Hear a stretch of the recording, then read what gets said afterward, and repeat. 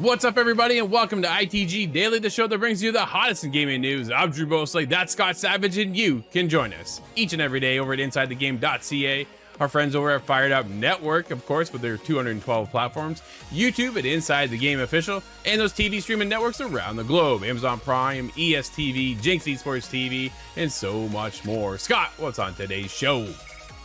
We have some Mortal Kombat leaks to talk about. That's always fun. Media Molecule's next game and some details about that. Modern Warfare 3's reveal rumors and more rumors. Netflix and Dark Souls anime. I hope that one's true. So much to talk about. Let's dive in.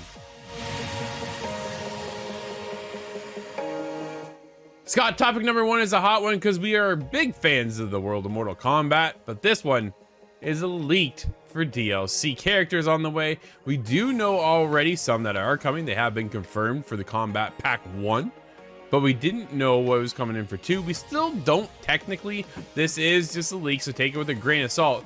But Tyler Fisher over at comicbook.com tells us this. Mortal Kombat 1 Kombat Pack has been officially revealed, which means we do know the first 6 DLC characters for the game, which are Scott, Omni-Man, Peacemaker, Homelander, Quan Chi, Takeda, and Ermac. Finally getting Ermac back. I know a good friend of ours, Nathan Quinn, was quite fired up that Ermac was not in Mortal Kombat 11. Yeah, I'm still puzzled as to why he's not a mainline character, but that's business. It's got to be story. I'm thinking it's got to be something to do with the story, and maybe he just didn't fit whatever they had lined up moving into Mortal Kombat 1 for this reboot, right? We are essentially rebooting the franchise, which is a weird take. I honestly thought we were getting Injustice 3. I kind of, that's what we lining up for. And then they came out and said, no, it's Mortal Kombat 1, not even 12. It's 1, because they want to start from the very beginning, Scott. However, they'll drop us some superheroes, however. Omni-Man, Peacemaker, and Homelander, I think they count as superheroes. I'm not a fan of the show myself. No, me either. Peacemaker? No, man. I don't know. It's John Cena, dude. It is the John Cena Peacemaker. I was like, really? This is where we're going? Interesting. Well, I didn't see that coming. Yeah. Well done. I'll give you that one. But there's a new leak out, Scott, with the 6 DLC characters that will be followed up for Kombat Pack 2. Noob Saibot, of course. Like, dude, that's a classic. At this point, he's got to be there somehow, right? Some way, some form. Kano. The fact that he's not in the mainline story is a little bit of a shock. So we'll see that he's coming in for possibly, right? Serena, Harley Quinn, Deathstroke, and Doomslayer. Something I think fans have been asking for a very long time out of NetherRealms is to bring over Doomslayer to Mortal Kombat. Dude, like, it only makes sense, doesn't it? Oh yes, he's the king of rip and tear. He definitely has his place among the roster. I would think so. Like, I can only imagine what they're going to pull off for his finishing move when it comes to the DLC characters. Like, but again, take it for a grain of salt, right? Like, we don't know. This is not confirmed by NetherRealm. This is just leaks that are happening. But that's not all that's coming along, as cameos will drop as well with Rain, Drummond, Bo Raicho, Shu Hao, and Moloch. Interesting to see how some of these characters are lesser known characters but are being introduced via cameos, which is great to see. Rain, though, Rain's a popular character. Bo Raicho, dude, years ago he came out and he had this, it was the Drunken Master, and he just had this like this sway to him because he's hammered. But it was something to actually play. It was cool. It was a very different fighting style than any other Mortal Kombat character. So to play him he was tricky, man. He was tricky. And yeah, he'd take a drink and then you just spew all over you. Oh, I do remember him, actually. Yeah, I break from the MK games, so that's a little unfamiliar for me. But I like the idea of changing up the fighting style. It's a lot harder to read that way. Yes, absolutely. No, what are your thoughts on the leaks? Do you think this is actually going to happen? Who would you like to see return to the game? Oh, I think Jason is a good fit. Jason Voorhees. I think that made a lot of sense, and I would like to see him come back. But I think this is semi-believable. I'm very hopeful, so I have to try and separate that from what I believe is possible. It's just throwing Doomslayer in there seems like the hint that maybe this is just wishful thinking. But then again, like you say, it would fit perfectly. Why not Doomslayer? Absolutely. I think he fits so well into that world. So why not bring over one of the best rip and tears, as you call them, right? It just makes so much sense. Dude, the weapons that they could pull out and just obliterate whoever for the finishing move would be fantastic. I'm always impressed by the finishing moves. And so here's the thing. I'm not a horror guy, right? I don't like those horror games. I don't like the spookies. But the blood and gore I can handle. And as we're watching the finishing moves, to the point where I am like laughing, my wife just looks at me and goes, "What are you doing? Like, why are you laughing at this when you don't like this kind of genre stuff, right?" But like it's funny. It is, to me, it's just comical. And Ed Boon and the team always pushes that finishing move one step further to see how much farther they're going to take it. And it's just meaningless combat, right? Honestly, at the end of the day, it doesn't mean anything. It's just a ton of fun. And to see what they come up with next, I think Doomslayer would be a fantastic finisher. I'm sure what he would have. I'm really the table. I'm really trying to think of what the finishers would be. The super shotgun comes to mind. That'd be an easy one. Okay, there you go. So, dude, for me, Cyrax has been hinted at. We've seen him a little bit. He was technically in Mortal Kombat 11, not playable, however. So it's like, okay, maybe we can get in with some of these characters, but now when they're dropping some of these characters, they're also dropping the cameos. So does Cyrax make a full return, or does Cyrax go cameo style instead? So many questions, dude.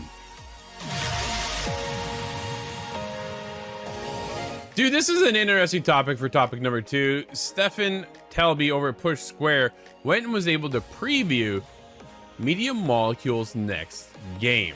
Here's the thing. Tren is their next game, which is a playoff of trains. But it's made and created in Dreams, the very game that they stopped supporting, which was just baffling to me, Scott, that this is where they went next, while whatever they actually work on for the next iteration of where they push their creative suite of games, like it's kind of like just, they always did the play, create, share scenario, right, with Media Molecule, all the way back to Little Big Planet, and then moving forward, here they are with Dreams, that same scenario. Granted, it was a little difficult to kind of get into to figure out the base mechanics to actually build something good. Like, you can get in there and you can get some, dude, there's some incredible experiences in Dreams, and then you can see when the professionals take it to that next level, be it Media Molecule, and these little side stories they've given us over the years in Dreams. Well, here they are again with Tren.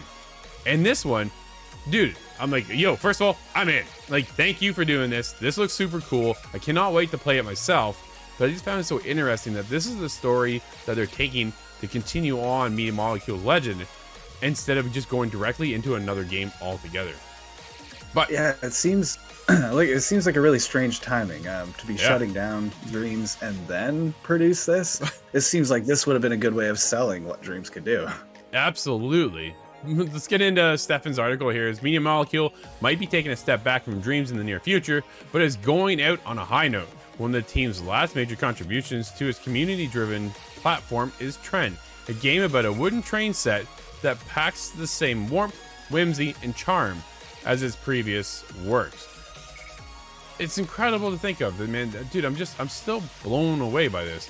Tren, you'll be controlling a toy train as it navigates increasingly complex wooden track networks, with the goal of most stages being simply to reach the finish line. Each level has a target of times to beat, but not all of them are simple races to the end. In fact, most of them have some sort of navigation puzzle element to them as well. You'll need to explore each course, hitting switches to open gates, finding carriages and cargo, and overwhelming seesaws, loops, ramps, and many other obstacles.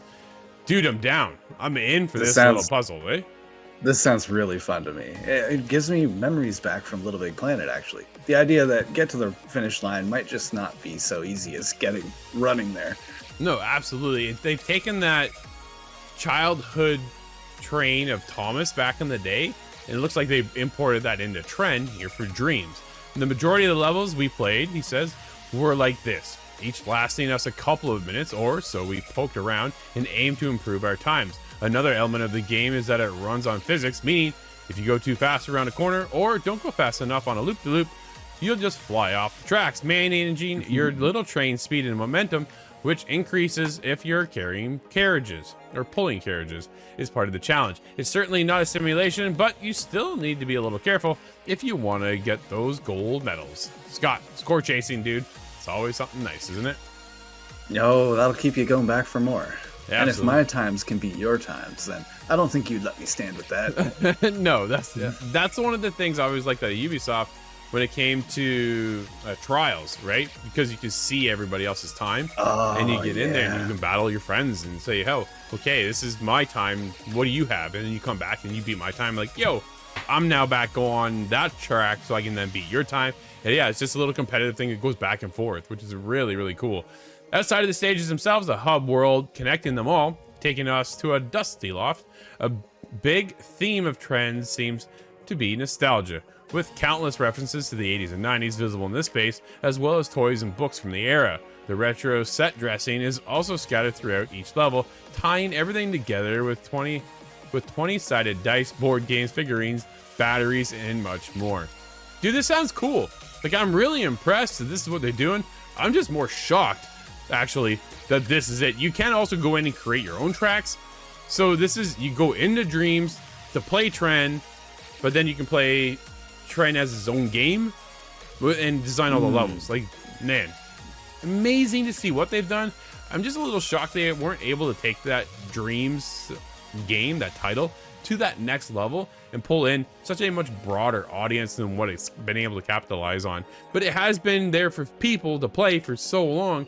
I think they're just ready. Media Molecules is like, we're out. We just can't keep it going if people aren't going to continue to support it. We're going to move on to something next. And I'm really curious what is next. I kind of thought Tren is their next title, but not in this manner. No, it's an interesting way of bringing it to market. I'm really curious to see what kind of things have been made on Dreams besides what Media Molecule has done, because I'm sure there's some great stuff out there. No, there certainly is. I've played a lot of the stuff that the community has worked on over the years. Dude, full-fledged games are in there by community members. And it takes, here's the problem, right? You and I, we work jobs. We work this show, and then we go in and we cover the games like we do for Inside the Game or whatever. But if we had another, like, livelihood, and then you try to make a game on the side in Dreams, that's very time consuming. So you can only get to a certain amount of level, I think, or, you know, achievement to have that full fleshed out game. And this is when it comes in this whole curated process of how good is this? Is this going to last? You know what? You don't want to be jumping into part of the things that aren't going to be any good, aren't going to have any fun in playing, but it takes time to actually get these efforts taken care of. I'm curious to see if the Dreams community is still here to survive and keep this going, even though Media Molecule has clearly stated that they are shutting down their support side for the game and just about to move on. But yeah, I played a couple things in here. Dude, there's some pretty cool creative stuff. I thought it was very neat when they announced it, but I wasn't too sure how long it was going to last. And the fact that here we are on PS5 now, Sony's like, yeah, go ahead and continue on to do this. I'm actually impressed. I think that PlayStation and Sony are said, just keep going. But again, coming to an end here soon, isn't it? Drew, this is an interesting one to see because we know that the hype is starting to swell regarding Modern Warfare 3. At least we're calling it Modern Warfare 3. That has still not had an official reveal, and that's exactly what this article gets into. This is by Oysen at VG247. If you're hoping to catch the Call of Duty Modern Warfare 3 reveal live, you need to take part in a special Warzone 2.0 map event. This is going to be a big event on the Warzone map, which is an interesting way of letting out the announcement, but let's go further. It may have taken a bunch of rumors and leaks, but this week it was essentially confirmed that yes, the next Call of Duty game will in fact be Modern Warfare 3. The reveal hasn't technically happened yet though, with the Call of Duty Twitter more jokingly confirming that Modern Warfare 3 will be the next entry. Yeah, I kind of been joking because we already know it's been heavily hinted at in Modern Warfare 2. But anyways, in a blog post detailing upcoming content for both Modern Warfare 2 and Warzone 2, Activision revealed that an in-game event will properly reveal the next Call of Duty game. Quote, drop into Call of Duty Warzone to experience the worldwide reveal for Call of Duty 2023 in a limited time event, end quote. reads the blog post further, quote, join the ranks of Shadow Company to take on Kony forces and secure the chemical weapon threat before it's too late. Stay tuned to Call of Duty channels for more details about the upcoming reveal. End quote. That was it for details on the event, so we'll have to wait and see just when it takes place. That's the big one for me, is it has to be coming soon, right? All of this is outside of the... We already know what kind of game we're getting. We know it's going to be a follow-up to Modern Warfare 2. As we kind of grapple with these details as a community, surely there has to be an official mention soon. But we do not actually have the date. No, it's just a matter of time before we actually get the date, Scott. But I do find interesting the most, though, is how they're presenting this, right? That's the biggest thing. Dude, does it sound like a concert in Fortnite? It sure does, Scott, right? Doesn't it? Like this, I'm like, you guys have been watching the Epic Games play their little Fortnite game over there and bringing out these concerts and these other events and things like that, right? And then here you are now with Call of Duty looking to create something along the same line of hype. And hey, you want to catch the next game? Jump into our world. We'll have this big event that you can join and be a part of, and you can find out more in Modern Warfare 3. Interesting little approach. We'll see how well it works. We've seen how well it worked, obviously, for Fortnite and all these other concerts that they've been able to do. But here we are. We even see like their latest drops for skins. The whole, what was it, Nicki Minaj is coming in there, right? And I was like, holy, what is going on here? You're trying to pull over the Fortnite stuff. And here it is. You're getting skins. Now we're getting an in-game event so you can find out about the next game. Yo, they're just trying to copy Epic in my eyes right now, seeing how well they've been able to capitalize and see if they can do the same thing here. We'll see if it works. Dude, I'm really curious. When do you think we actually get this event, though? I have to say, probably sometime in August. That's my guess. It's really just a guess at this point. Sure. But I'm also wondering if this is going to be, is this a video similar to Fortnite's concerts? Yeah. Or do you think this is a series of objectives you have to complete? Are they going to trickle out kind of the reveal through some mission-based things? I have a lot of questions still, but I do like them kind of taking a peek at Fortnite's homework, because if you can't beat them, join them. Do you think this is going to be the trend moving forward for Call of Duty? I think so, yeah. This is a good way of getting everybody hyped and getting those servers really, really stacked for that reveal. Absolutely. Here's what might be one of my favorite rumors of the last little while. It is just a rumor, though, at this point. Netflix has a Dark Souls anime in production. This comes from David Carcazole at PSU, and he goes on to say that Netflix has been hit and miss with its internally produced anime series, whether they're based off games or not. That's an understatement. Oh boy. That's not at all stopping them from trying, however, with another game-based anime reportedly in production. A new report claims that a Dark Souls anime is in development at Netflix, which, if true, would be the first time we've seen From Software's famous franchise branch out into another visual medium.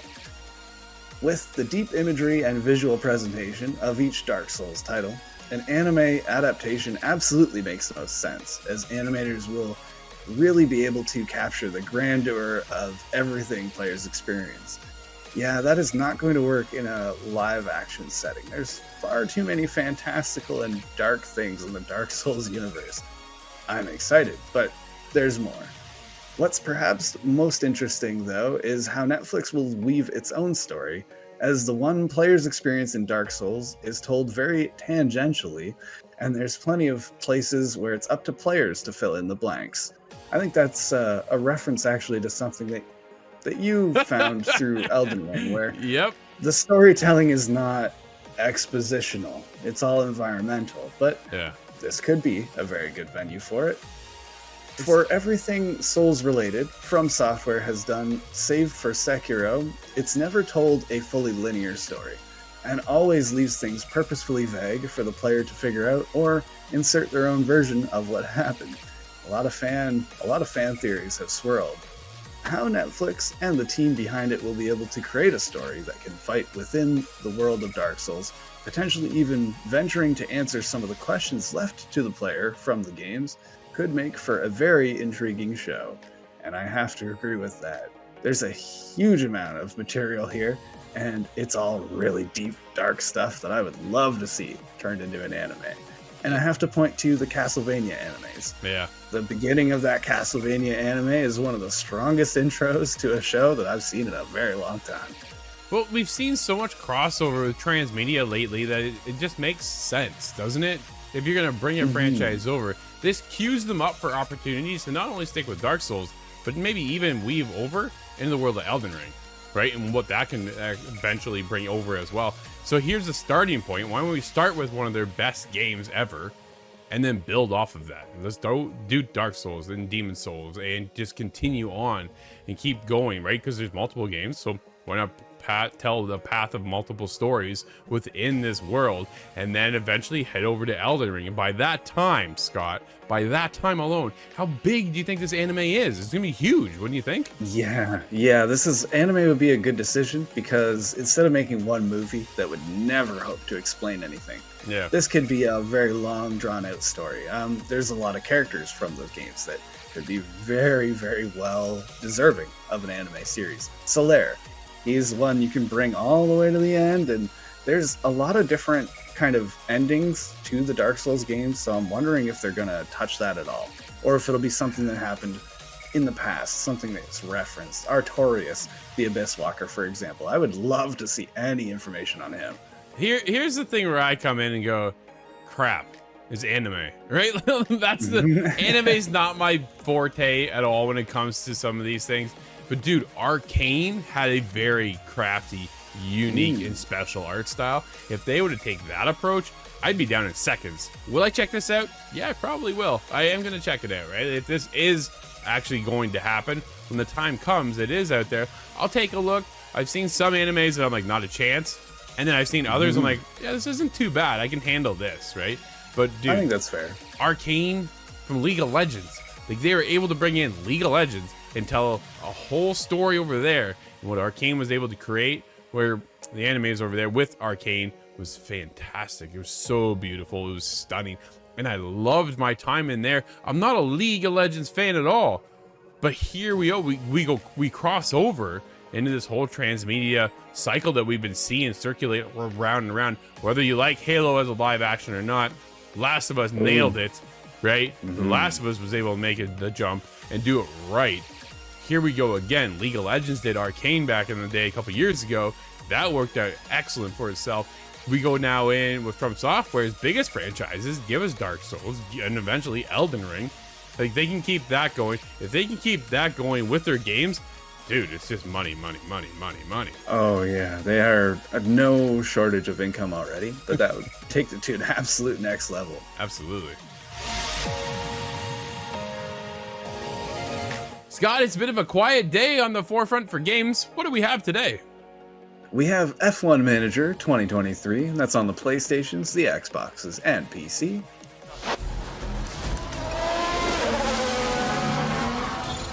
A chance to see just... And Venba, that's on the Xboxes, PlayStation 5, Switch, and PC. Cool.